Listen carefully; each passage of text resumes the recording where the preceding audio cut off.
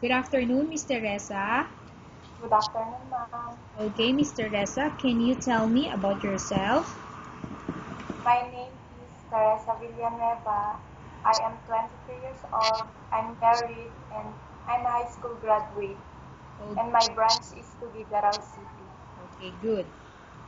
I have few questions for you to answer, so let's start. Why do you want to work as a maid?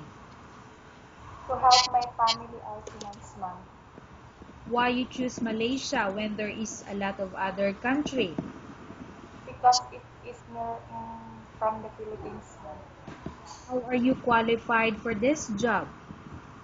Ma'am, because I'm honest and hardworking, disciplined, ma'am, Okay. and willing to learn. May I know what is your education level is?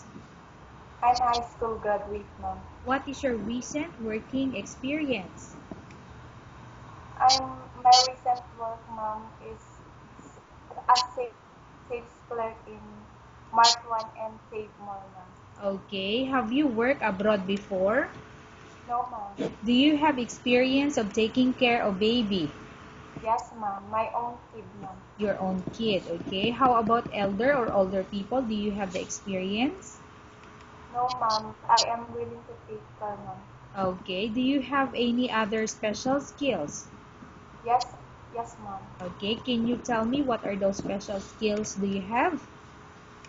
I can do cooking, washing, and cleaning, and laundry. Okay, are you willing to learn new skills? Yes, ma'am. Are you willing to work with a family where the mother-in-law or any relatives stay together? Yes, ma'am. Currently, are you still working now? No, ma'am. Do you know how to cook? Yes, ma'am. What sort of food can you cook? Filipino food, ma'am. Okay, can you give Like an example? What are those Filipino food you can cook? adobo, paksiw, and sinigang, ma'am. Okay, are you aware that you will have to do washing, cleaning, ironing, and cooking? Yes, ma'am. From all the house chores like cooking, cleaning, ironing, and washing, which do you like most? Cleaning, ma'am. If Cleaning and washing, in Malaysia, laundry. okay, cleaning and laundry. Okay, if ever Yes, you were selected to work in Malaysia, who will take care of your kid? my husband, ma'am.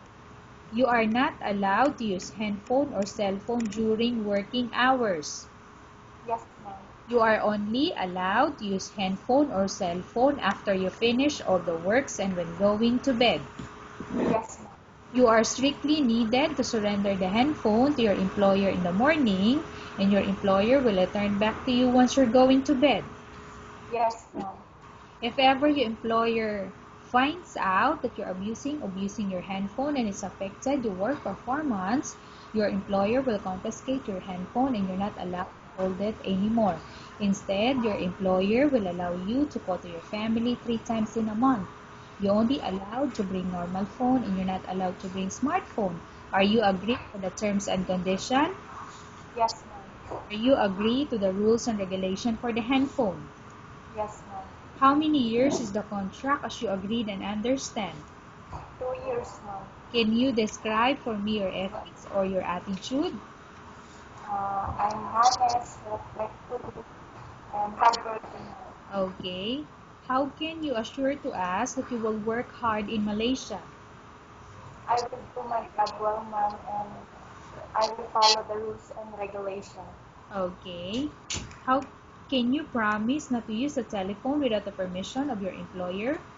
Yes, ma'am. Can you promise not to put on makeup but to dress properly while work? Yes, ma'am. Can you promise not to invite friends and relatives without the consent of your employer? Yes, ma'am. Can you promise not to ask for advance salary from your employer under any circumstances? Yes, ma'am. Do you really understand of the rules and regulation of the agency? Yes, ma'am. Do you pay any placement fee for you to come to Malaysia to work as a maid? No, ma'am. Okay. Do you have any history? 22 years old pa lang siya. Do you have any history of sickness, example, breast cancer, or any other illness? No, ma'am. Do you suffer diseases, physical defects? No, ma'am. Have you suffered illness? No, ma'am. Do you smoke? No, ma'am. Do you have any tattoo on your body? No, ma'am. Do you take any prohibited drugs before? No, ma'am. Have you undergone any operation or surgery? No, ma'am. Are you medically fit? Are you fit to work? Yes, ma'am. Are you in medication? No, ma'am. Are you allergic with any food? Kindly repeat, ma'am. Are you allergic with any food? No, ma'am. Are you prepared to work with an employer of any race? Mr. Reza, are you prepared to work with an employer of different race? Yes, For example, Chinese, Malay, or Indian. Are you prepared to work for them? yes, ma'am. Are you prepared to eat the type of food taken or given by your employer? Yes, ma'am. Are you afraid of being left alone in the house? No, ma'am. Are you afraid of dogs or other pets? No, ma'am. Can you promise to work according to instruction from your employer? Yes, ma'am. Okay, do you have any immediate family working in Malaysia? No, ma'am. Okay, Mr. Reza, we have finished our question section. Let's go to case study. I have a case study for you and I want you to answer me truthfully. Upon arrival in Malaysia within 6 months, if ever any of your family members pass away, what will you do? Will you continue to work till finish your contract or you will go back? I will finish my contract, ma'am,